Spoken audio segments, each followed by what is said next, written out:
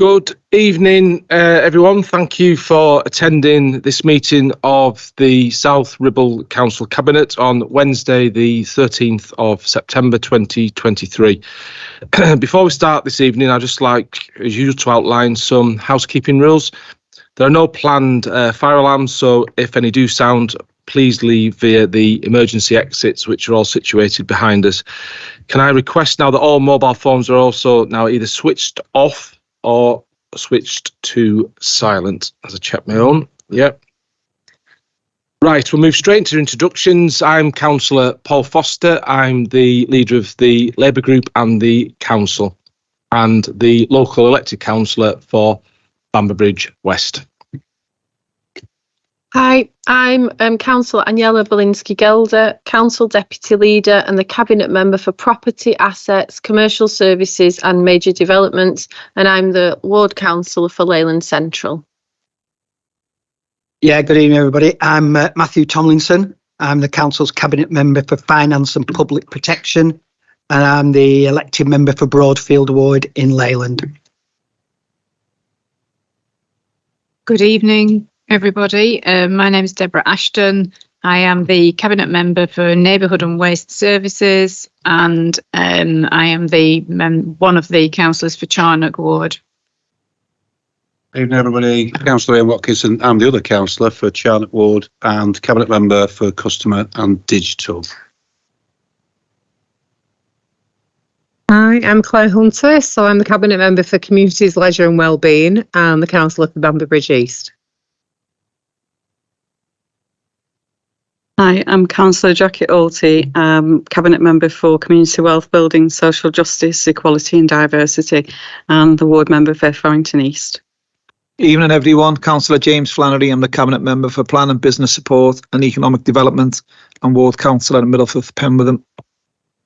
Thanks, colleagues. If I could now ask the officers to introduce themselves, starting with the Chief Executive. Hey everyone, my name's Chris Sinnott. I'm the Council's Chief Executive. Hi, I'm David Whelan, the Council's Deputy Monitoring Officer. I'm Carl Asprey, Democratic Member Services Officer. Hi, I'm Jean Waddington, Principal Financial Accountant. Hello, I'm Jennifer Mullen. I'm Director of Communities and Leisure. And thank you to the officers. So all the members of the Cabinet are attending here in person tonight in the Civic Centre, along with our officers. Other members of the Council are also present here in the Civic Centre, and some may also be dialing in using the Teams link to observe and participate in the meeting. Please all do note that the meeting is recorded live and streamed on YouTube. The web link for this is found on the Council's website. Finally, members that are utilising Teams to dial in remotely are asked to keep their microphones on mute and only unmute when they wish to speak. And please use your raise your hand function when you do wish to speak at the appropriate time. We'll now move on to the first item on the agenda, and that is of apologies, and we have no apologies this evening. Agenda item 2 is declarations of interest. If a member has a pecuniary interest, they are requested to leave the meeting completely. The member can rejoin the meeting following the completion of the item in question. Does any member of the Cabinet have an interest to declare? No, thank you. Agenda item 3, the minutes of the last meeting. I have the minutes of the last meeting in front of me for approval. Are there any points of accuracy on the minutes, and can we propose the minutes for approval, please, Cabinet colleagues? So they're moved by Councillor Matthew Tomlinson. Do I have a seconder, please? Councillor Ian Watkinson has seconded the meetings. No comments or queries? Any comments or queries from members not on Cabinet? Okay, we have to have a vote. Can I have everyone vote to accept the minutes, please? Thank you, that's unanimous.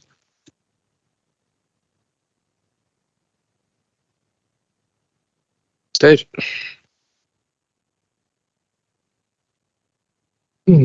Okay, agenda item 4, the Cabinet Forward Plan. As this is a live document which is updated daily, members are reminded that this item is accessible via the web link on the agenda online. Hard copies of the forward plan are also available at the meeting if anyone does require them.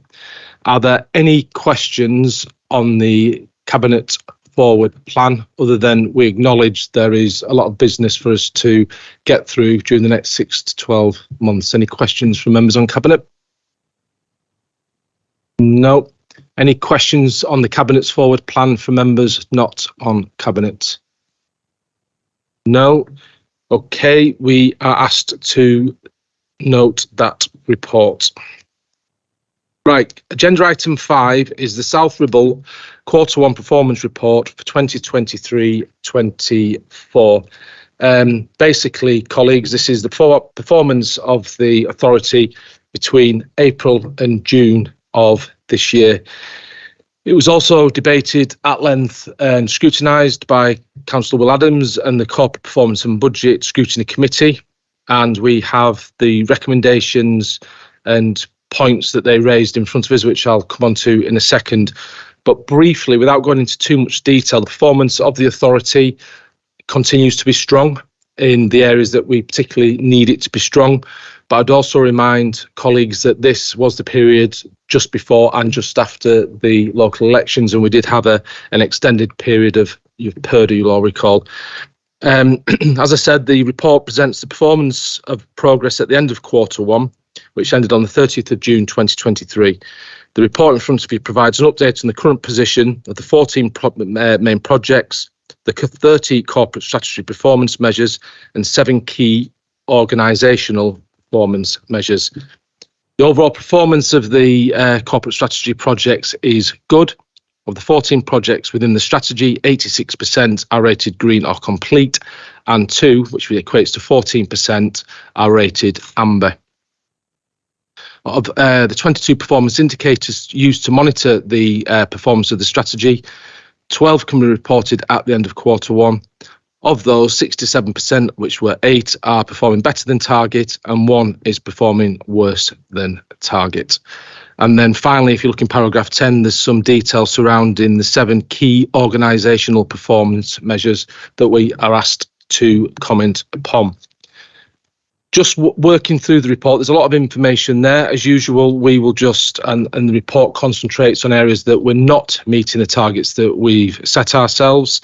On the page 13 of the agenda item, there has been an amber-rated project, which is the progress that's been made with the South Ribble Family Wellbeing Centre.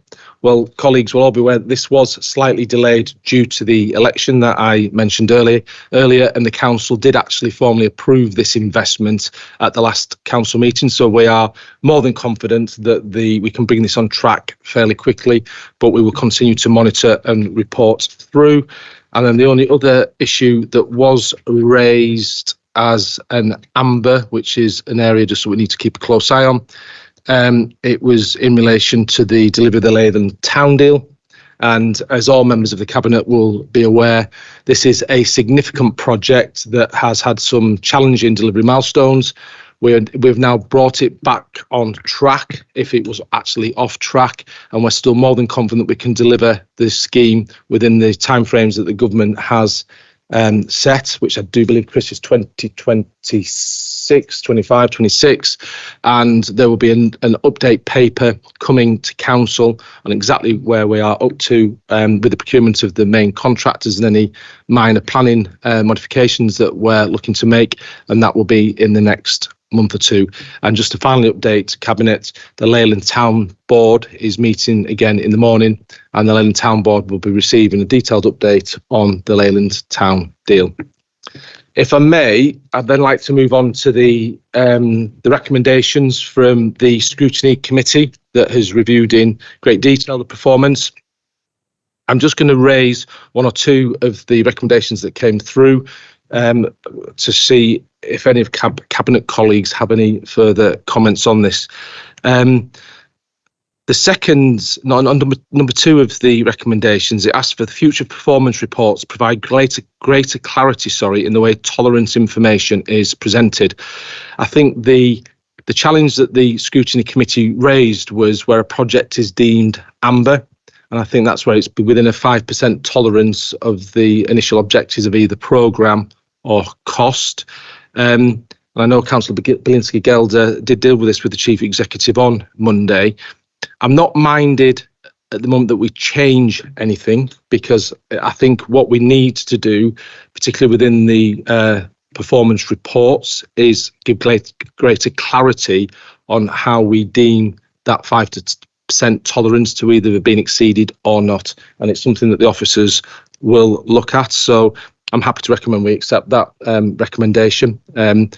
But be clear that we're not looking at this point to change the way that we do reports. We just need to give a greater understanding to members on how the officers deem those tolerances have been met or not. The next recommendation and discussion was around the evaluation of the music in the park. And I can actually confirm that this is actually on the council agenda for next week's council meeting, as I think Councillor Bilinski-Gelder said was going to be the case. The next recommendation, so I'm happy to accept that recommendation, sorry. The next recommendation was the committee suggested that social prescribing service links in with the council's community hubs. And I think that's a good point, and I do believe that that was something that we were looking to do, but I'll accept that we adopt that recommendation. The committee was grateful for the confirmation that we'll continue to offer face-to-face customer service in addition to the channel shifting to online. And you remember we've discussed this at Cabinet a number of times. We will not diminish our face-to-face gateway community interaction, because that's critical to this council and will always remain the case. There was a request then for the next quarter performance report to provide some further information on customer contact performance data. And Ian, I understand that you're more than happy we'll have a look at that to make sure that's in the report. So we'll accept that.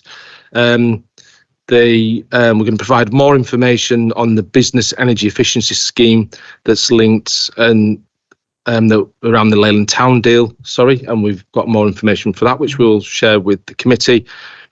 And finally, the committee understood that the staffing shortage and national situation facing planning recruitment of planning officers, and welcomes the reassurance that we will look to improve this as much as we can in future quarters. And I know this, Councillor Flannery, is something that you look at often with the officers, and there is a national challenge for local authorities, particularly when it comes to recruiting planning officers, and that has been the case for a number of years. But our job as an executive, our job as a council, is to try and retain our staff, which is a challenge in this one particular area. But I'm happy to adopt that recommendation from Councillor Adams' committee. Do any members have any points they would like to add about either the performance report or the scrutiny committee meeting from Monday? No. Any members not on committee have any questions? Councillor Will Adams. Thank you. It's just about the threshold, and I think as a committee we kind of went back and forth around how we could word that, and I think the assurance from Councillor Bilinski-Gelder and the Chief Executive, I think we were satisfied as a committee that as long as we had greater clarity on those projects which were within that threshold, and there was obviously some explanation for that, then we would be happy with that moving forward. So just wanted to make that point. Thank you. Yeah, thanks, Will. It's something we'll do. So if we've rated a project amber or red, which we have no projects as red, I think there just needs to be greater clarity on the decision making that placed that project in that position, whether it's outside of its initial programme, whether it's 5% outside its initial budgets, etc., or it's just not. We will look at that and we've accepted it. Yeah, cheers. Any other questions from any members? Councillor Killinger. Just a point that the social prescribing service was involved at the hub for Leyland last night, so it's already in process. Thanks, Pete. So what you're saying there is that you asked for it on Monday and it was delivered on Tuesday, just for confirmation. Okay. So we do listen to the committee. We do.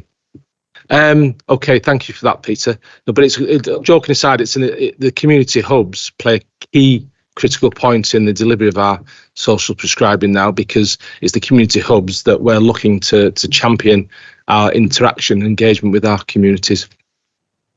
Okay, anyone online have any queries for us, questions for us? I'm going to get away quite lightly here, aren't I? Which is quite unusual for a quarter performance report.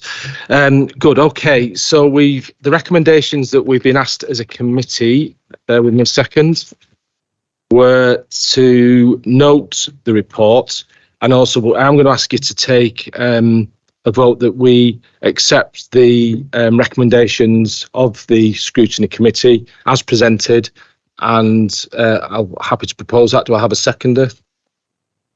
Thanks, Danielle has seconded it. All those in agreement? Thank you. That's unanimous. So, we're then on to agenda item 6, which is the 2023-24 capital programme and balance sheet monitoring report. Now, sometimes Councillor Tomlinson asks you to do these together, but there's some votes that we need to take tonight. So if we just do them separately, if that's okay. Okay, then we'll start with the agenda item 6, the capital programme balance sheet monitoring report. We're asked to approve the revised capital programme as attached in Appendix A, to note the variations to the programme, which are detailed by scheme at Appendix B, and to note the position in the balance sheet monitoring section of the report in respect of cash, investment and loan balances as at the 31st of July. It is only quarter one. So in terms of slippage, there isn't a lot to report other than has been reported earlier. There are a couple of big decisions that council took that are itemised in this report. So the funding for the new Tidygate play area is at the top of page 23, as is the extra funding for the new facility that's now being built next door. The other thing to note is that because we're cash rich and interest rates are high, we've had a nice boost to income through interest in this quarter, and that we still don't have any borrowing. I'm going to keep saying it as long as I can keep saying it, but we still have no borrowing at all. A point that was raised at scrutiny, just for noting really, it does look as though a collection of council tax and business rates is a little below where it was this time last year in percentage terms. So whether that's the cost of living crisis affecting our residents and businesses, we'll have to see how that pans out. But we do have a good track record of collecting council tax. So as of yet, I'm not overly concerned about those small percentage differences, but it is something that we ought to keep an eye on. I don't have any other comments on that part of the report, and I'll throw it open to questions. Thanks, thanks, Matthew. There was I don't know if you mentioned that the scrutiny committee did ask for further information on the investment on leisure local to be provided as well, didn't they? So yeah, so that's fine. We can adopt that, can't we? I was really disappointed that we didn't appear as a local authority in the top 100 authorities in the Mail on Sunday, being in financial strife, because our debt to turnover ratio is 0%. And it's really pleasing, joking aside, clearly, because there's some authorities that are struggling. And I've noticed tonight that the Right Honourable Michael Gove, the Levelling Up Secretary's local council authority, has just said that they may be having to look at a Section 114 notice as well. So it's interesting times, but and I will sing our praises here, we've managed this authority prudently, and we've managed the finances well. And I'm happy to repeat what you said, Matthew, about the lack of any debt that this authority sits on, despite the huge investments we currently make to our communities. So thanks for that. Does anyone have on Cabinet any questions on the capital and balance sheet monitoring report for the first quarter for Councillor Tomlinson? No. Do any members not on Cabinet have any questions for Councillor Tomlinson? No. So can you just quickly go through those recommendations again, Matt, because we do need to take a vote. Yes, they are itemised on page 31. Recommendation to approve the revised capital programme as attached at Appendix A, to note the variations to the programme detailed at Appendix B, and to note the position in the balance sheet monitoring section of the report in respect of cash investment and loan balances. Thank you. So Councillor Tomlinson has presented that. I am happy to second. Can I have a vote, please? Everyone in favour? That's unanimous. Thank you. Agenda item 7 is the 2023-24 Corporate Revenue Budget Monitoring Report and Reserves Statement, and it's Councillor Matthew Tomlinson to present this item. Thank you, Leader. And the Corporate Revenue Budget Monitoring Report reports on our day-to-day spending rather than our spending on big schemes. And this is the position as at the 31st of July. The recommendations to Cabinet are to note the forecast outturn for revenue and the level of reserves based on the position at the 31st of July, and to note the variance made to and from the revenue budget during the year as detailed in Appendix 2. I guess that the highlight, or the main thing that comes out of this is we are now anticipating that should things carry on as they are, then by the end of the year we will overspend against our revenue budget by £0.320 million. I have to caveat that by saying that's if things carry on as they are.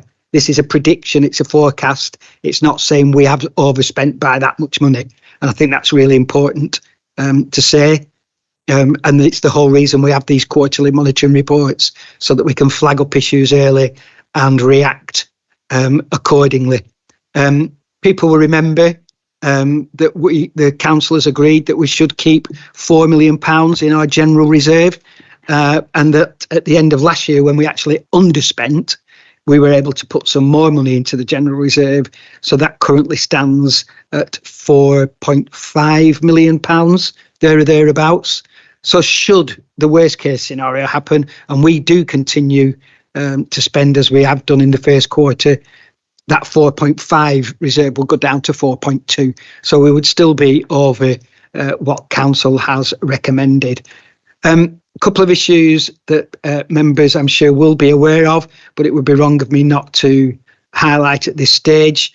There is undoubtedly an issue on spending in the waste service, which we brought in-house last year. And I know that the Cabinet members taking a really good look at that with the director to get under the skin of why that is happening and to get that under control.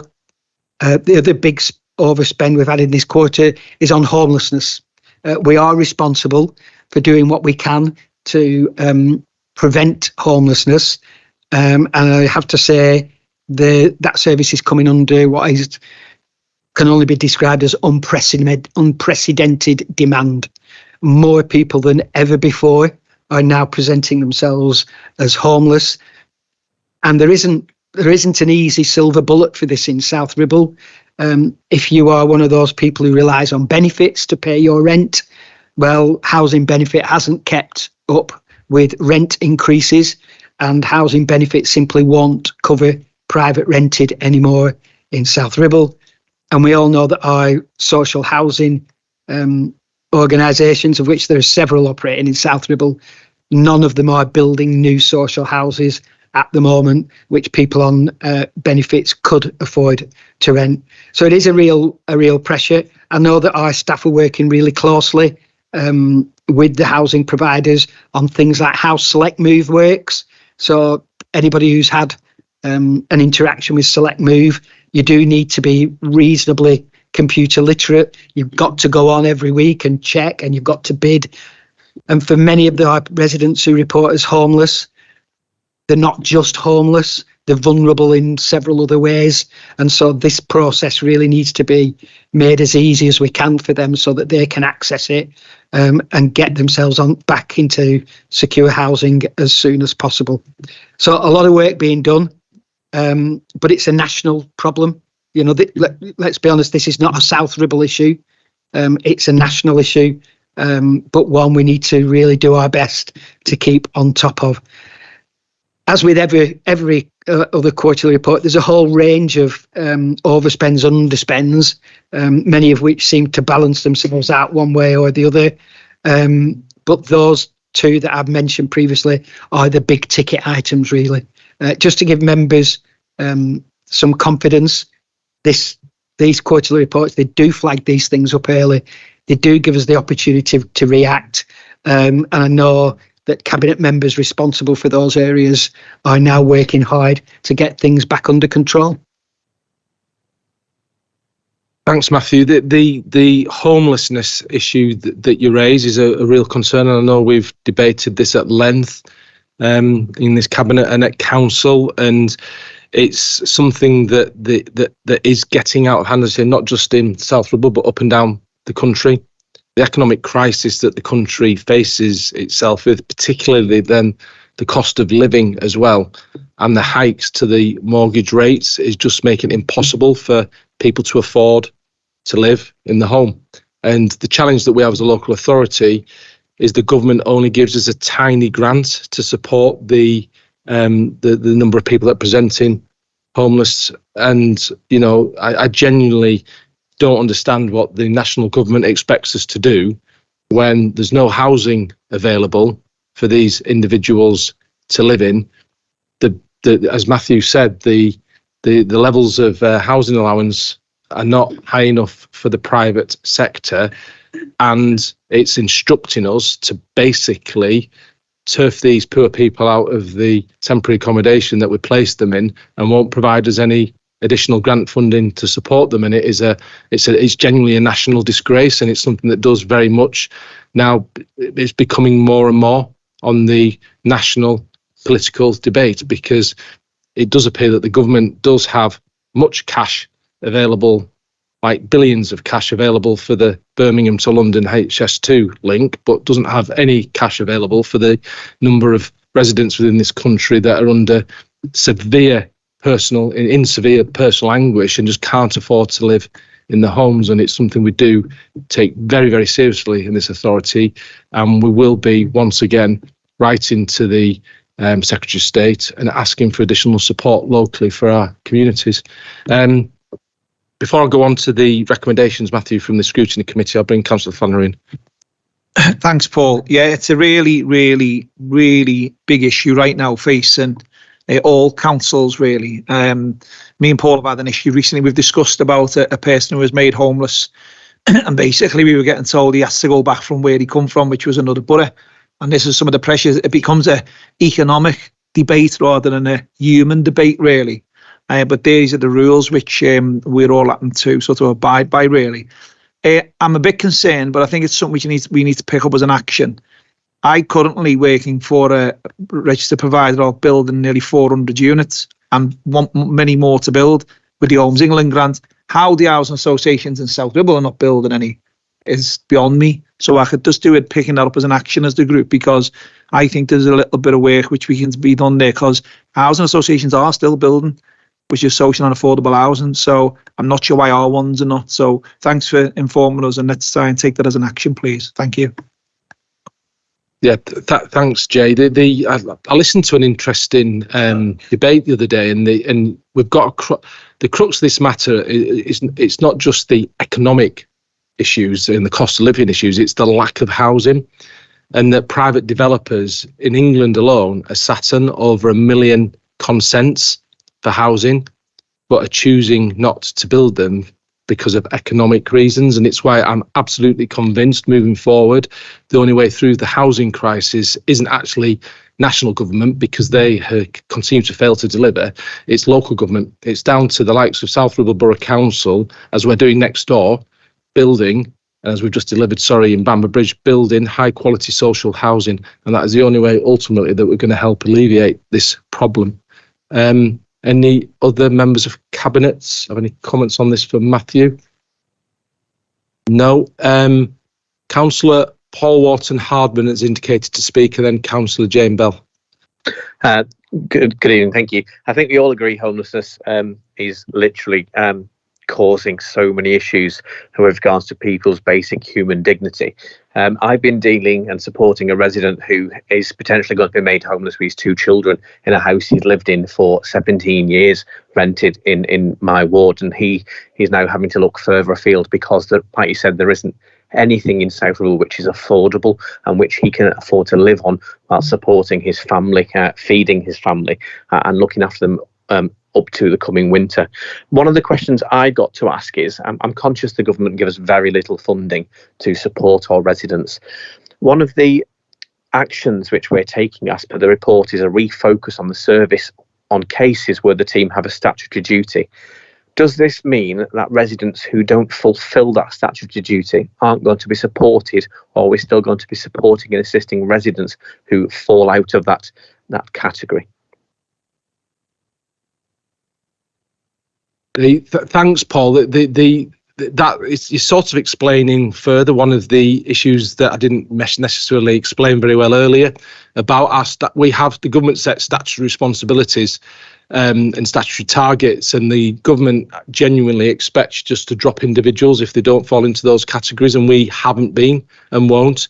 And we've got a number of support officers within our local authority. We have a crisis team that works within our local authority in the wider Lancashire region, and we have a number of interventions, Paul, and we do everything in our power to support any resident from our local community in any way we can, and that will always remain to be the case.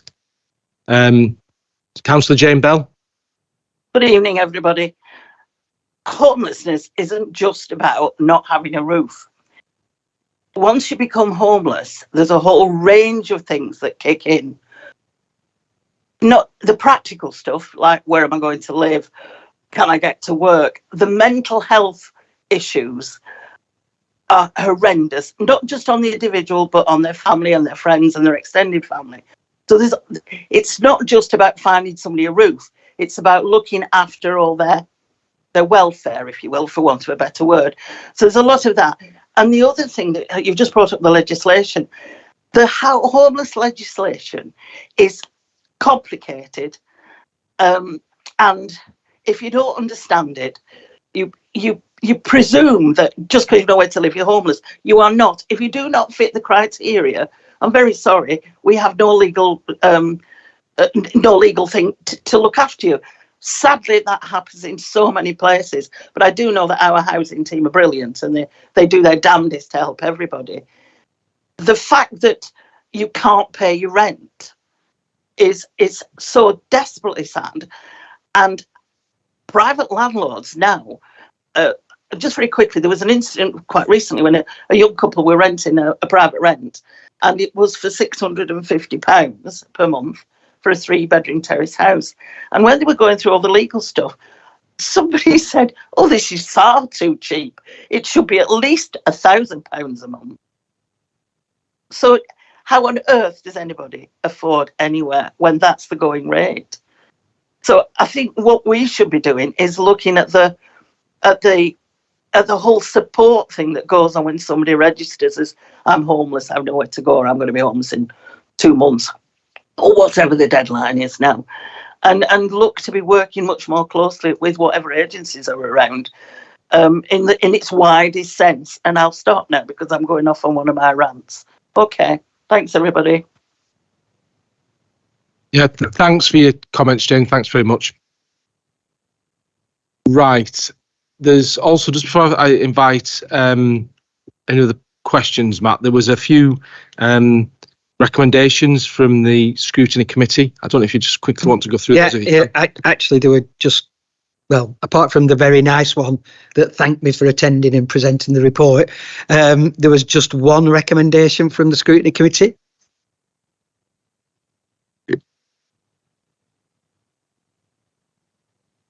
Sorry, I beg your pardon. Yeah, beg your pardon. I am. Yeah, sorry, I'm reading the other one. You are right.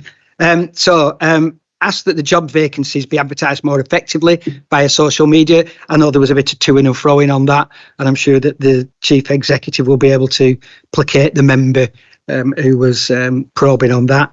welcomes the reassurance that the overspends in the waste service are being closely monitored and reviewed, requests that an update on the 6-month evaluation of the car park charges, and then it ends. I don't think that sentence is complete, but I get the sentiment behind it. Welcomes the progress made in making Worden Hall operational. We did hear yesterday about our first wedding being booked there, which was good news. And then asked for an update on recruiting to the vacant posts in the Customer and Digital Directorate. So again, all of those, I would imagine, we're quite happy to accept. Yeah, thanks, Matt. And it's the issue about job vacancies being advertised more effectively via social media. This is actually raised by the same committee member, I do recall, on the previous meeting as well. And then we do use social media for advertising our vacancies, and I don't know if the chief exec off the top of his head, because I'm putting you on the spot here, but how many applications we got for the we've just been advertising, if you remember, for the deputy chief executive, and we had 25 applications. We had at least the same for the director roles that you advertised for. Delivery and director of property, around about 18. Yeah. So we had about 50, 60, 70 applications for those jobs. And we do LinkedIn. I can confirm LinkedIn is one of the platforms that we use for advertising the roles. And to be fair, some of the feedback that because obviously after the meeting we do speak with officers fairly quickly about this. And actually, the number of applications that we are receiving for a number of our vacancies has actually seen a significant increase over the past 6 months. But then that's a similar answer that we gave at the last cabinet meeting. So I think whilst we're willing to, we'll note the point that's been made by the committee, but I do think what we may do in the next corporate performance report when we go forward is actually gives evidence the number of applications and the different social media sites that we do use to advertise the vacancies. But also, please remember, colleagues, there's sometimes strategic reasons why we might not be advertising particular roles, because, for example, that service area may be subject to a restructuring at that point, and so a vacancy is then deliberately held open for a short period while the review is undertaken. And as you say, the Worden Hall, as Councillor Tomlinson says, we've not just had one wedding confirmed now, we've had a number of weddings confirmed now, and a number of other groups booking the facility, and the final small phase of park improvements, if you remember the lighting, the new car park, is significantly seeing an uptake in bookings at Worden Hall, which is pleasing to see, and hopefully that will be recognised within the next performance report. So other than that, Matthew, we are more than willing to accept the recommendations of the scrutiny committee as presented. Do any of the members have any questions for Matthew on the revenue and budget monitoring report for the first quarter? Sorry, Councillor Will Adams. Yeah, no, it's just to make a comment more than a question, really, just around, I think the more information we have in the reports, particularly around the particular questions about how we advertise vacancies, I think would be useful for us to see. And also just a comment around committee members questioning around individuals or maybe individual roles within the council, whether they be officers or members, and it will just, all committee members will be reminded the fact over there to review and scrutinise policy rather than people, and that will be put forward to all members of the committee. So just wanted to make that point. Yeah, thanks, Will, and that's appreciated. Thank you. Right, there's no further questioning from any members. Mark, can you just quickly go through those recommendations and we'll go to the vote? Yeah, the recommendations were for Cabinet to note the 23-24 forecast outturn for revenue and the level of the level of reserves based on the position as at the 31st of July, and to note the variance taken to and from the revenue budget during the year as detailed in Appendix 2 of the report. Thank you, Matthew. Do we have a seconder? Thanks, Councillor Belinsky-Gelder. All those in favour? Unanimously approved. Thank you. So, last but by no doubt, no way least, Councillor Jackie Alty giving us a progress update report on the credit union. Jackie. Thank you, Leader. Right, so what's really struck me over this evening is how many of the issues that we deal with are related to social justice, inequalities, determinants of ill health, and as Jane mentioned, the mental health, and how underpinning all that is a level of security of living.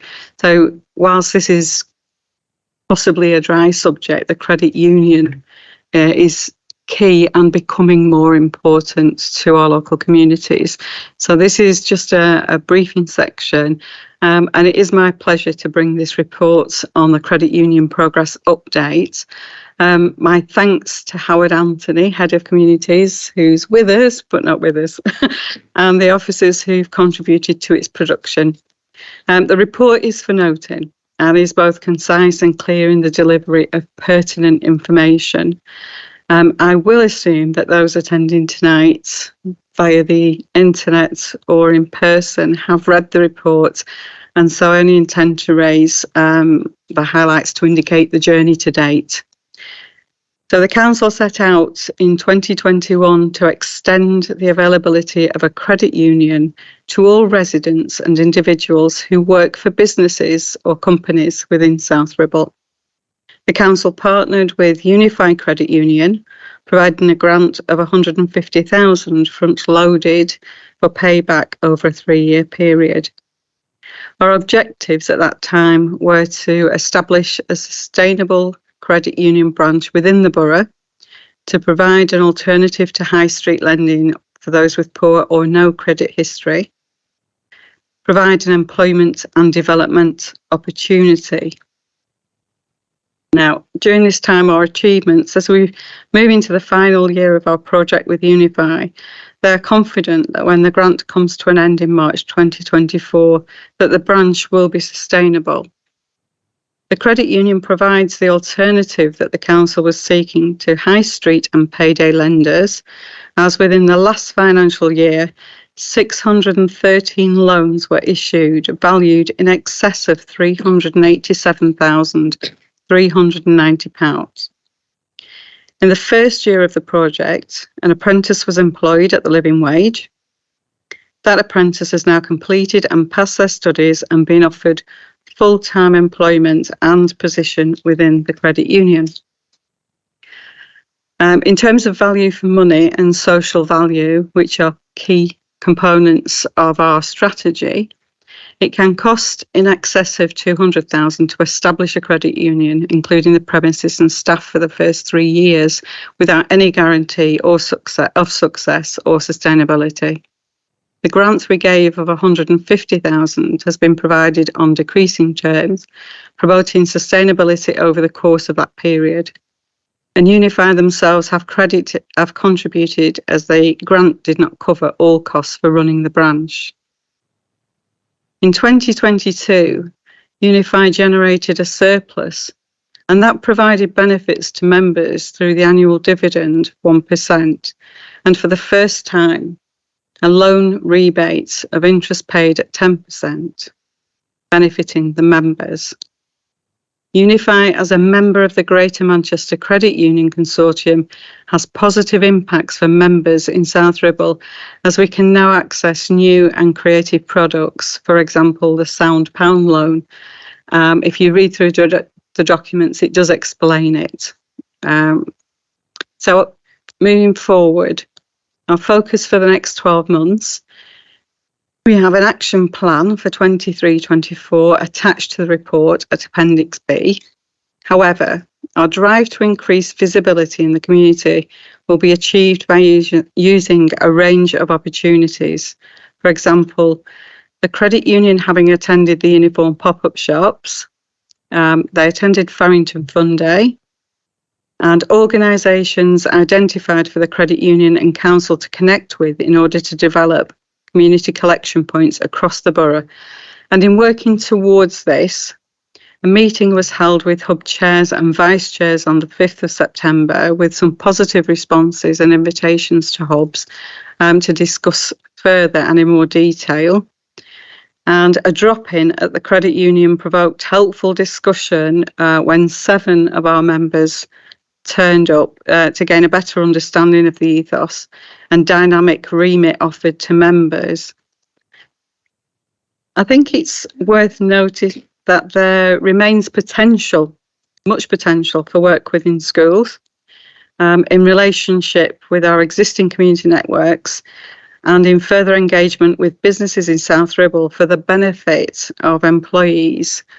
There's so much we can achieve. There's so much has been achieved. If you look through the report, the figures are astounding. And just one small step, we move it forward every day. And I would welcome all members to, if you have any suggestions, to roll it out in a different way, or you've got any ideas that can benefit us and the residents, just to come forward and give us a chance. We will take anything forward that proves beneficial to our residents. So thanks for listening to me. Take any questions. Thanks, Jackie, for that very thorough resume of the credit union, and it was a decision of this administration 3 years ago that to invest in the credit union. We could see that the service was very much in demand locally, and great credit to the Unify Credit Union team, because it was a challenging start for them as well. Let's not forget the challenges of COVID that they themselves have experienced, which just prevented any interaction or dealings with the local community that actually needed them the most at the time. And I think as a cabinet, Jackie, we commend you and the work that the credit union continue to do. And you know, I think certain areas of our community need it more now than ever before. And again, I don't use the word often, but I was quite astounded at the figures and the success that the credit union has managed to establish, particularly over the last 12 months. And we believed in them, we supported them, and it very much looks like they will be not only self-sustainable moving forward, which is wonderful, but actually offering those great services to the community that really need them. And I completely concur with the points you made, Jackie, about getting into the schools and into the minds of young children about how the credit unions work, and with money, but also how the community hubs now in South Ribble play that key role in taking Unify forward that next big step and provide the support that they all really need. So thank you, and please do pass on those thanks to the team. Any other comments for Jackie on the report? Councillor Flannery. Thanks, Paul. Just a personal comment, please. Well done, Jackie. You delivered that excellently. But just from what the credit union does, my mum, who's 90 this year, was one of the founder members of the credit union establishment in Liverpool, one of the first ones with a sister. And over the years since it was initially set up in Liverpool 8 and Toxteth, I've seen the benefits which is that's brought to the communities. Even now, me and all my brothers still have a credit union account. My cousin is the chief executive. My mum actually opened, which I'll send Jackie, was asked to open a new credit union in Breck Road in Liverpool, and she's cutting the ribbon at 90. So it's a much needed service. Excuse me, and well done. Keep it going. Cheers. Thanks, Jay. It's great that we can personalise these experiences as well, isn't it? So it really is good. And then when you see that some of the high street banks in a half-year report are making £3 billion worth of profit, and where's that money coming from and where's it going to? Because I tell you where it's not going is the local communities that need it. Any other comments? We've got Councillor Paul Wharton-Hardman, then Councillor Will Adams. Paul? Thanks, Leader. obviously, thanks to Jackie and the whole executive for supporting this. I was at the Chairs and Vice Chairs meeting when we were delighted to welcome the Chief Exec of Unify, and the speech she gave was fantastic, and it really shows the benefit of this locally. One of the things that really hit hard with me was regarding the option to give people to basically come away from loan sharks, young regulated lenders exploiting people's financial desperation. Currently, in the times we face, is getting worse, charging exorbitant interest rates and employing aggressive tactics. And it's something which is really quite sad, but people now have an option in South Ribble to go to someone who's ethical, who will put money back into the community and who will help them save and hopefully change that spiral of debt. So it was a really fantastic talk we had, and I'm really looking forward as one of the hub chairs to put this on the agenda for our next hub to see how we can move this forward in Farrington and Lostock Hall to try and build up the credit union in South Ribble. Thank you. Thanks, Paul. Councillor Will Adams. Thank you, Paul. Yeah, I think this is just something really, really positive, and I think it's something really difficult as well. I think we can all identify the problem, but not everyone finds a solution. And I think while there's still a long way to go, I'm sure, in terms of what wants to be achieved here, I think this is certainly a very good start in terms of what we want to do. And I think for those who have seen the film The Bank of Dave, I think it certainly highlights the issue really well.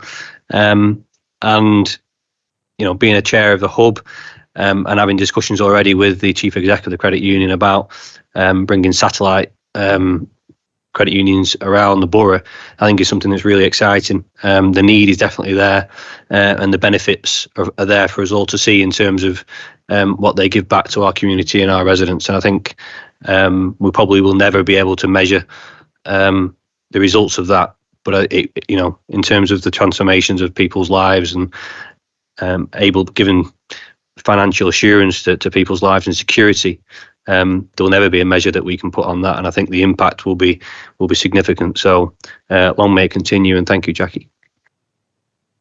Thanks, Will. Yeah, you can't understate what dignity brings to people. And I would say to all the hub chairs that, as the cabinet has always expressed this view, that please don't be afraid to bring any ideas forward to Jackie regarding this initiative. We'll look at anything where we feel that there's a positive aid to the community, and we're really looking to the hubs to do this with us now. And so any ideas, please do bring forward as quickly as you possibly can. Any other questions for Councillor Jackie Alty on this? No, I think we're just asked to note the report, Jackie, and I think we note it with pleasure. And that, I believe, ladies and gentlemen, is the end of the meeting of the Cabinet. I somehow, so I don't think that the meeting of the council next week, having just reviewed the agenda, will be slightly as quick unless we start about 2 o'clock in the afternoon. But thanks everyone that has attended this evening. I'll close the meeting now and see you all at the council meeting next week. Thank you.